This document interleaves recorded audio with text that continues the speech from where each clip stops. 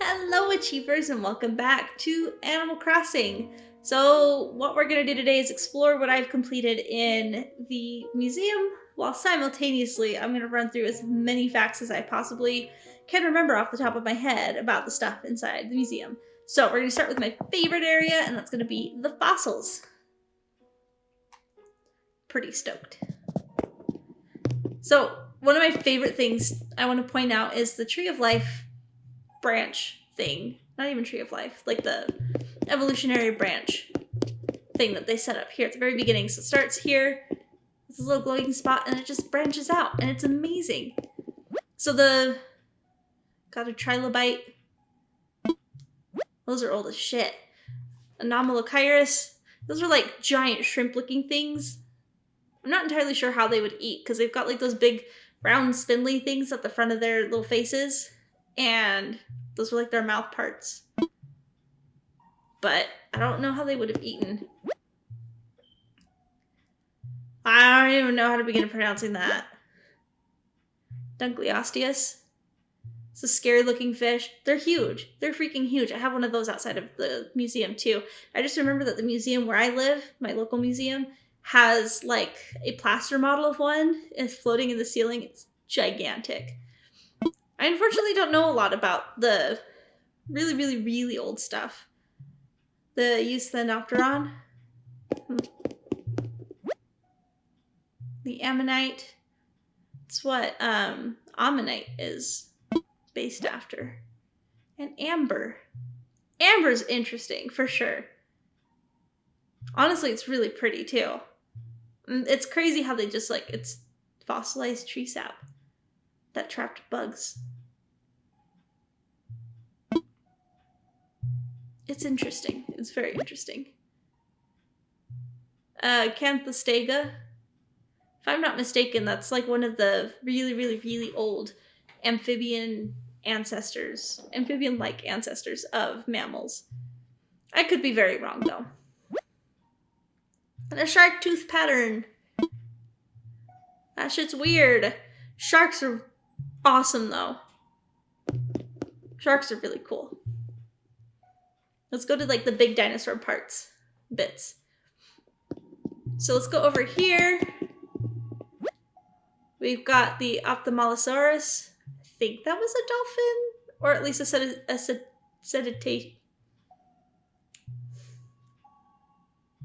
cetaceous. Words are hard. Looks like a dolphin. It could potentially be one of their ancestors, but I don't know, because I don't remember this shit. I feel like this is a bad idea. Plesiosaurus. So anything that was in the water wasn't technically just considered to be a dinosaur. Dinosaurs were land-dwelling creatures. And so Plesiosaurus, even though it has the term saur in it, that was weird.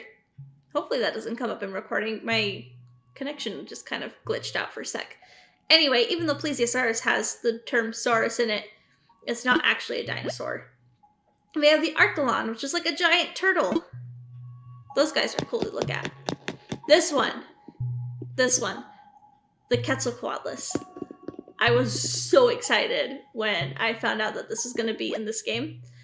It stood as tall as a giraffe, and was potentially one of the largest flying creatures to ever inhabit the Earth. Like, tall as a giraffe. So if you stand next to a giraffe, look up, and think of a flying creature that large. Absolutely amazing. And then the Pteranodon. There are tons of different kind of pterosaurs that existed, but again, it wasn't land-dwelling technically, so it wasn't technically a dinosaur. We've got this big boy here. The Diplodocus. So there are people who theorize that this tail end of theirs was used as a communication tool because it's super flexible and whip-like. And so people think that it developed that way, not so much as a counterweight, because towards the very tippy tip of the tail, there's not a lot of weight there to be countering other weight at the front end. So they think it could have been an effective communications tool. At least I remember listening to that in a documentary of some kind. And a Brachiosaurus. Super tall boy. Eat the top of the leaves. The interesting thing is, like, with the shape that they stand at, you can kind of tell what they would eat. So these guys, they'd eat the tall tree stuff too, but these guys would eat the tippy top of the tree stuff. Of course, we don't know all of this for sure, because they were alive a long time ago. We've got the Stegosaurus and the Ankylosaurus. Both of those are pretty cool critters. The most iconic scene where the Stegosaurus is fighting the T-Rex would have never happened. They live at different times. We've got the Iguanodon, which is one of the most common, and the Parasaurolophus. The Iguanodon was one of the most common types of dinosaurs. We had the Pachycephalosaurus, so they theorized that these guys would headbutt each other because their skulls were so thick. We've got the Triceratops. We've got a Spinosaurus. I think it was a Spinosaurus that they've been theorizing that it could potentially have been semi-aquatic. And also, like, there are times where it's depicted as quadrupedal when it might have been bipedal. So it's interesting. Coprolite is literally fossilized poops. You can give fossils to your villagers in a really easy way to boost their friendship points, and I accidentally gave Velma a coprolite, and I felt so bad. And then dinosaur tracks. They had big feet. And then there's a T-Rex. The big boy. I think a lot of the T-Rex, I remember reading somewhere that a lot of the T-Rex fossils that we currently have were from young T-Rexes, so they could have been potentially a lot larger than what we think they may have been. We have Deinonychus, which is what the raptors in Jurassic Park are actually modeled after. That or the Utah raptor. Both of those, the Deinonychus and Utah raptor, are very similar, but the Velociraptor was not anything what Jurassic Park depicted it to be. And an Archaeopteryx is one of the first flying creatures. One of the first flying lizards. So that's, where birds started to come from. And here we have the Dimetrodon, which is an early form of, not mammals, but it is the ancestor of mammals. They theorize that the big sail on its back is how they would regulate their temperature. And not only that, you can tell they're not a dinosaur because dinosaurs, hold on, Jeremiah, that's a mammal way back when. So if you look at the dinosaur's legs and how the joints fit in, like, the hip socket and the leg sockets, they're all very upright. They don't sprawl out like lizards do. Right? They're all very upright, not sprawling. Then you come over here to Deinonychus, and it sprawls. So that's how you know it wasn't a dinosaur. It's also alive before the dinosaurs, like well before the dinosaurs. But that's one way you can tell that it was not from the line of dinosaurs. It was an early form of a mammal. It was a mammal's ancestry, potentially our ancestry. Weird, huh? Here we've got this, which is like the little asteroid thing. And then the other cool standing spot is this spot right here. You can see the asteroid up there. So then if you pay attention to the Tree of Life stuff down here, you see this is the mammal line, and this is the line that continues along with the dinosaur line. Continues on this way.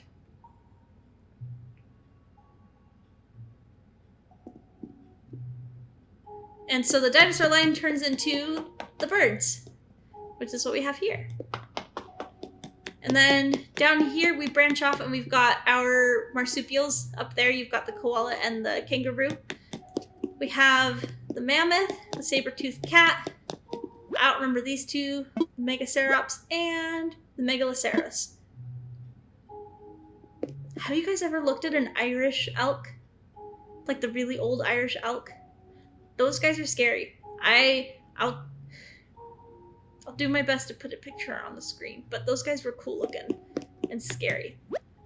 And then we've got the Australopithecus, which is an early form of humans. got all of our cute little animals up here and where they fit into the evolutionary tree, and we've got us. It's one of my favorite things about this museum. It's just this little touch here at the end. I love fossil museums. They're the coolest thing ever.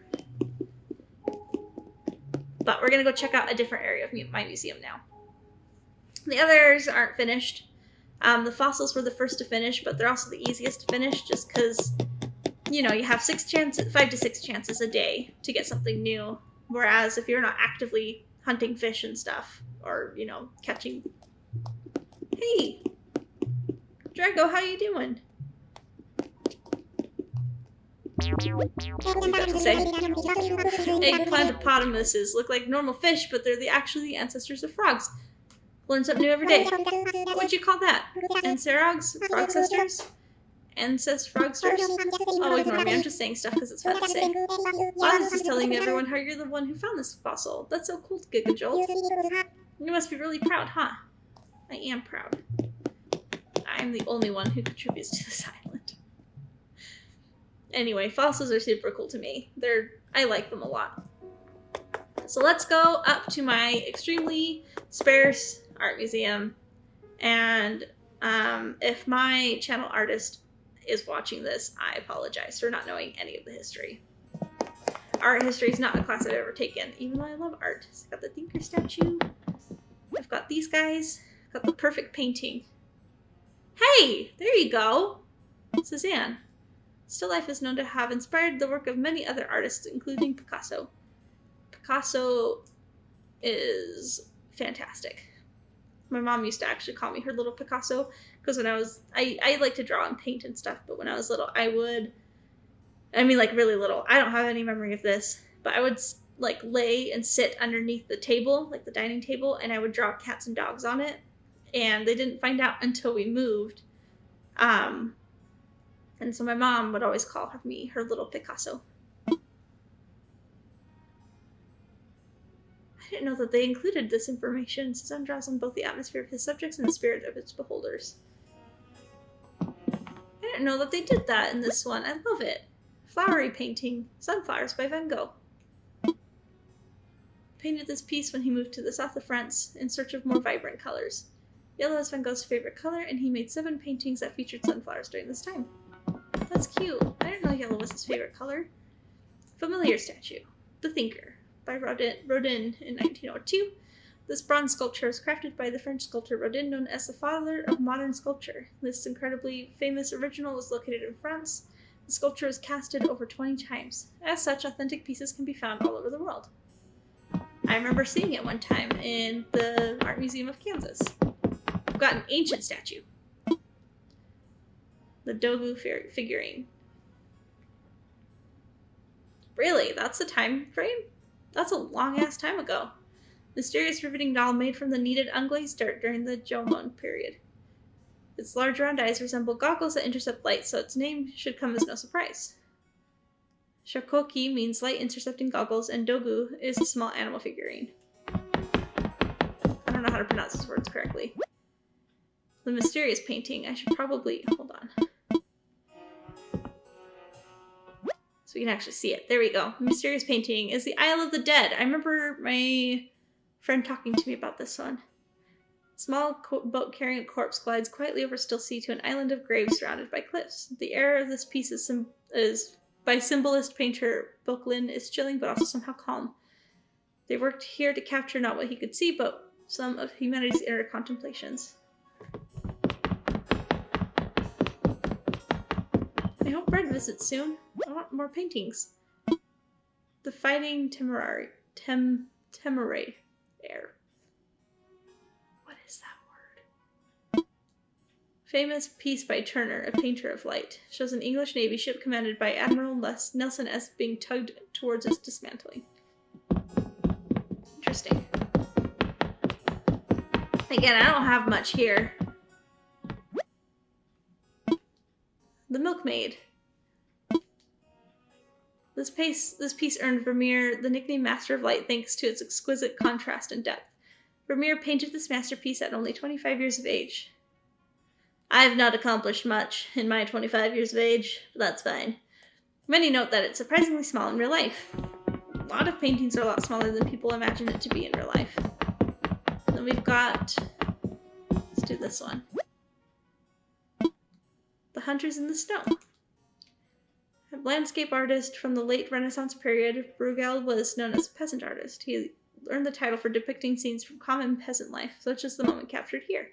Note the contrast between the weary hunters and the people frolicking below in icy ponds. Interesting. Famous painting, the Mona Lisa.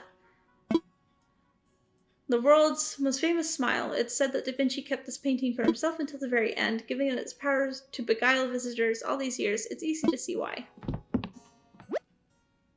Academic painting, the Vitruvian Man. This drawing is based on the ideal human body ratio as stated in De Architectura.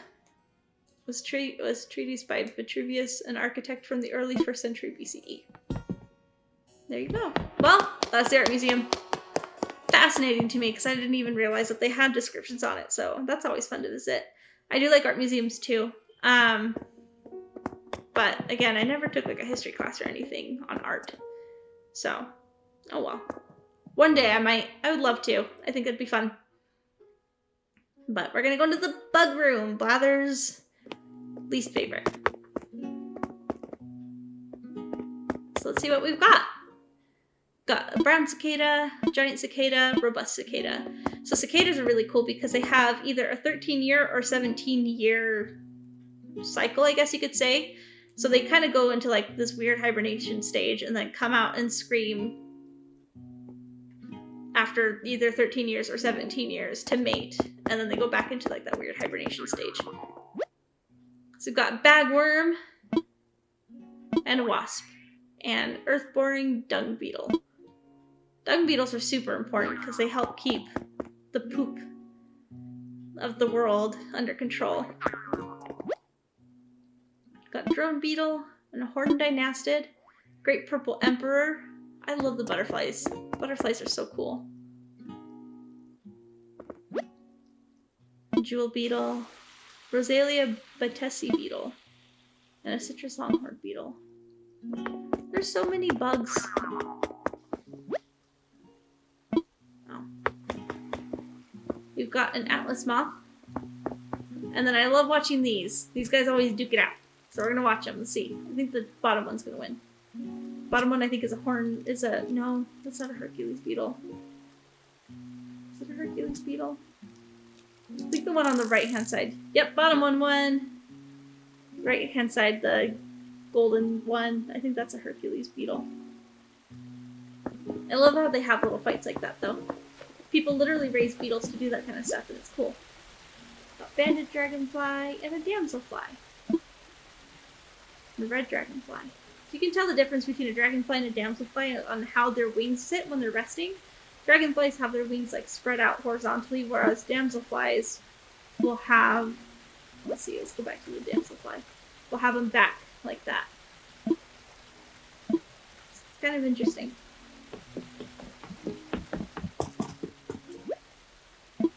Horned Atlas, Horned Hercules, Cyclometa stag. They're all over there fighting. Got a violin beetle. I thought those were rare at one point, so I kept catching them, and they ended up not being super rare. Got a tiger butterfly. Got a man-faced stink bug. That one's always weird. Got a honeybee. Most precious of all bees. Tiger beetle. Also got a couple butterflies here. Okay, so we already came that way. Let's go down here. What do we got going down here? Got diving beetle and a giant water bug. And a pond skater. Very cool. Let's go to the butterfly room. I really like this room.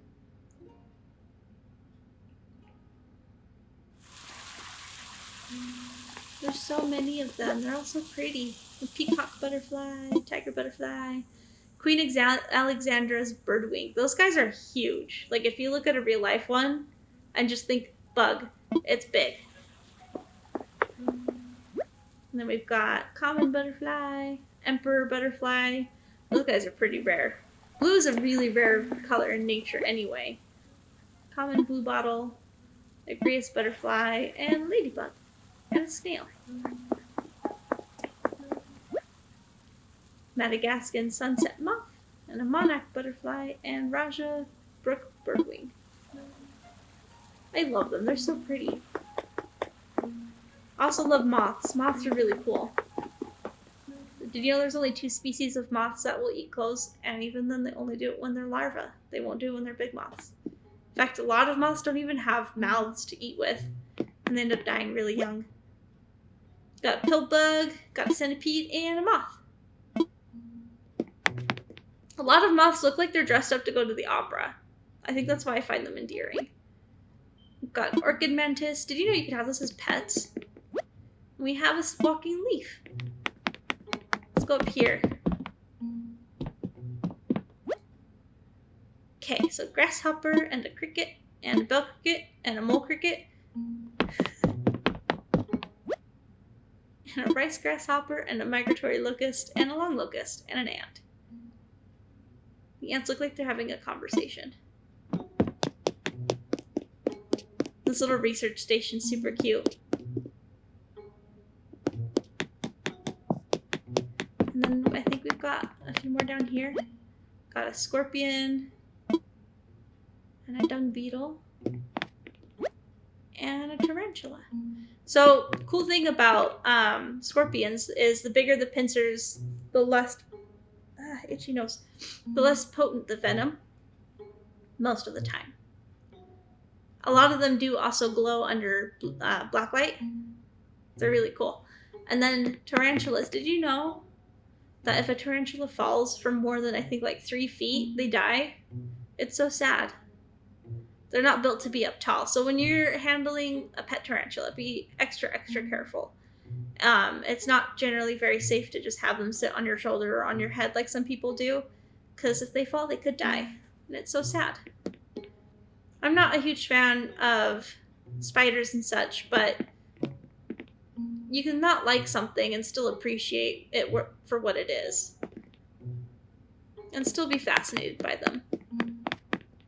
Hermit crabs! I found out recently that these guys can live up to 30 years and that they get huge. And a lot of times with like pet store ones, they get stuck in the little shells because they get painted. Like the shells get painted and then they go into the shell and then the paint will like dry and constrict the shell so they can't get out. It's so sad. Anyway, there's all the bug stuff. Let's go to the fish side. See what kind of knowledge I have about fish.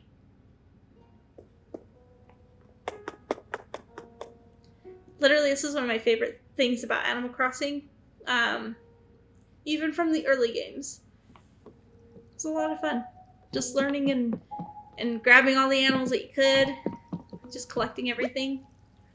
Oh, I thought I could learn more about this. A sturgeon! One of the hardest fish to catch in freaking... Not one of the hardest. I had a hard time with it in Stardew Valley. It was a fish I struggled with. Got a pale chub, and a stringfish, and a dace. And a freshwater goby, and a yellow perch, and a crucian carp. Goby fish are interesting looking fish. We got a cherry salmon. So these are all river fish, looks like. Hence all the water that's moving. It's the only fish I have in here. I don't fish nearly enough in this game. He's a gold dorado, I think. Dorado fish? Yeah, there we go. He's pretty. Let's see. What do we got down here? Tadpole, and a frog, and a bitterling, and a loach, and a catfish. We've also got a koi fish, looks like. Bluegill, black bass, carp, and a koi. And a crawfish, and a giant snakehead, and a snapping turtle. Snapping turtles are intense creatures. We've got a neon tetra. Those guys are cool. I love having those in a tank. Rainbow fish and an angel fish. and a killifish, and a goldfish, and a pop-eyed goldfish. I have yet to get a betta fish. I know that when you catch a betta fish, it goes in this tank, and I love betta fish. Betta fish are super cool. Fish in general are just super cool. I like them.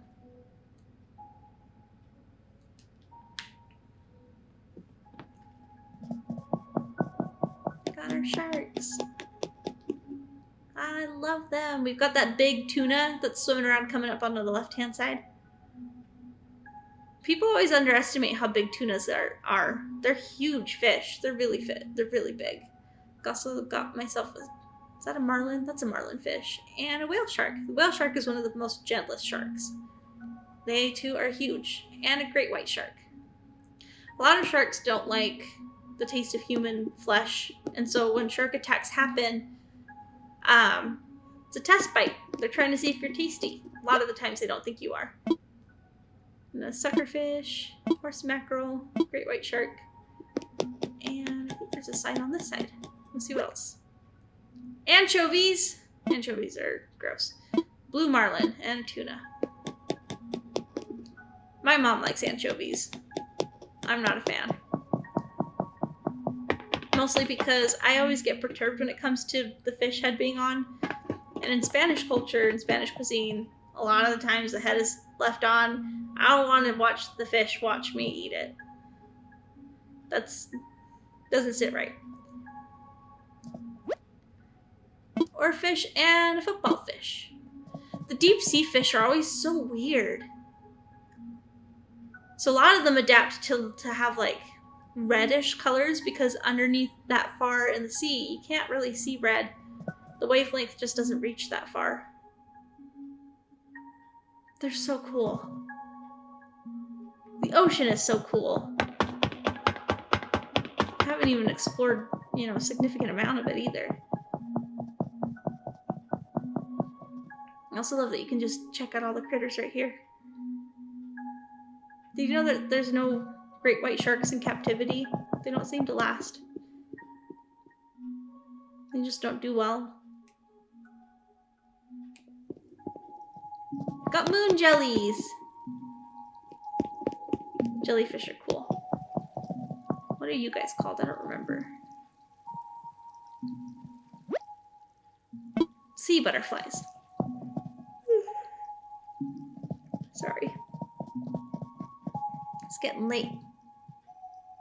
I don't know anything about sea butterflies. Got all the Nemo fish here. Got the umbrella octopus, a tiger prawn, a sea anemone, sea slug, also known as a nudibranch.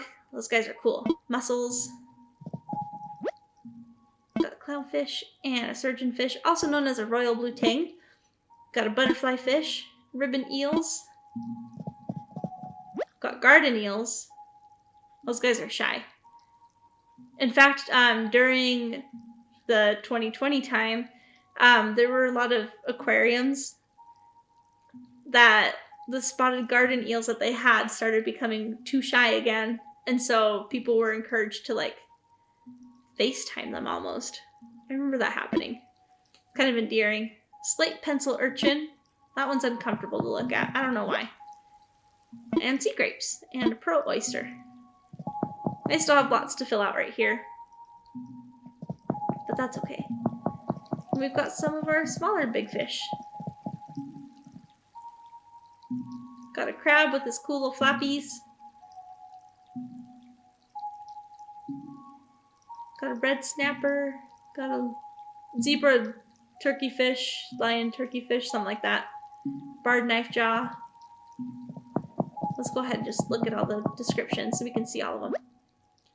Got seaweed and acorn barnacles, sea stars, turban shells. Did you know with the sea star that if you cut off one of its limbs, as long as there's a part of the center connected to each segment, so if you cut off one arm and that one arm has a small portion of the center, and then the rest of the star still has the center, it'll all grow back. You'll get 2 stars for the price of 1. Abalone, people eat them.